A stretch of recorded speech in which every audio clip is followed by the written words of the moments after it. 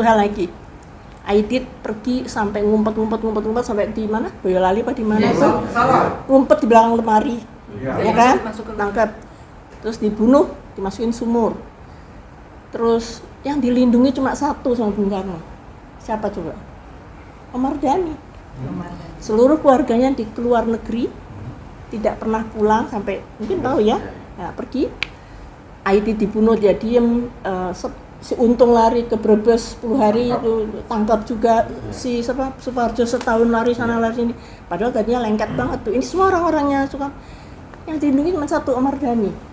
Tapi Pak terakhir dijemput sama Pak Neklani di Kamboja. Itu si Peri Omar Dhani cerita sama saya bahwa datanglah Pak Neklani yang CPM ya, yang menjadi adhan di Amerika itu. Dijemput, bawa pulang, seluruh keluarga pulang ke Jakarta. Pak Omar Dhani langsung ke Nirbaya ke kemana, ke penjara. Yang keluarga pulang. Bisa dibayangin kayak apa itu? Jadi artinya Mas Peri juga ngaku sama saya, Mas Giarto anaknya Pak Parjo juga minta maaf. Jadi sebelum Pak Parjo sebelum ditembak mati, 2 jam sebelumnya keluarga ketemu. Setelah itu ditembak mati, ada fotonya saya lihat waktu itu. Tapi Pak, jenazah tidak boleh dibawa pulang. Jadi dikubur di hutan, kata si Mas Ki, di Subang sana di hutan, itu ada kayak semen aja gitu, tidak ada nama. Disitulah para pengkhianat dikubur. Dan kalau anaknya mau ke situ mau nyekar atau apa, izinnya itu sulit sekali. Tapi kita mesti ingat ya, kalau ibu bapak pergi ke kuburan para raja di Jogja itu, apa namanya, Imogiri, kan ada tangga, terus yang terakhir di tengah itu kita harus injak itu ya, karena itu pengkhianatnya Sultan Agung. Itu sama dengan memperlakukan orang tua mereka yang berkhianat itu tidak pakai nama, tapi dikuburnya pakai ini aja, semen gitu, tanpa nama, di hutan lagi.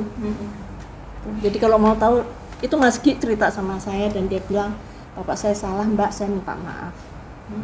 Karena Mas Ki dulu tiap sore dijemput tentara, disetrum gitu sampai nggak bisa nafas dia. Bapakmu di mana? Nah itu Pak Suparjo itu lari dari satu rumah. Dan terakhir ketangkapnya di Cililitan apa di mana tuh? Tanjung Priok apa di mana gitu.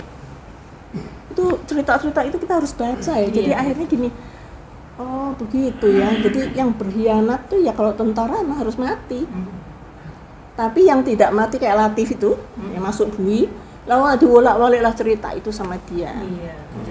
Padahal saya sama Mbak Ruli ketemu Pak Harto dulu, kita semua, Pak Bapak bener nggak sih ketemu Latif di rumah sakit Angkatan Darat? Oh iya, saya lihat dia. Tapi saya nggak ngomong karena anak saya sedang kena air panas si Tommy.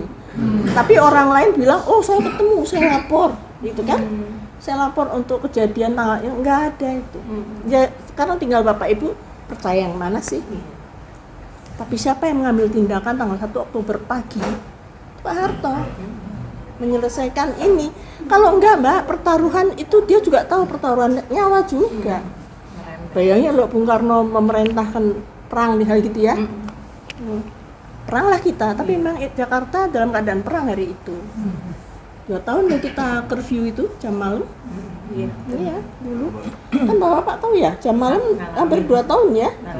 Jam 6 sore jam 6 pagi. Dapat surat tugas dari Pak Sanip dulu, batalion 328 Kujang.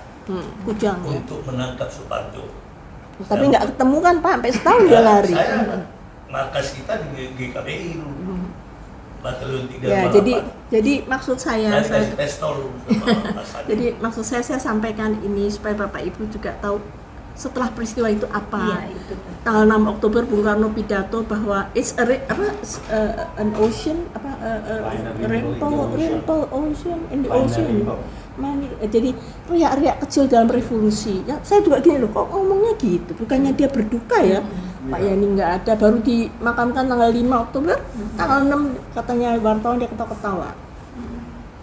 But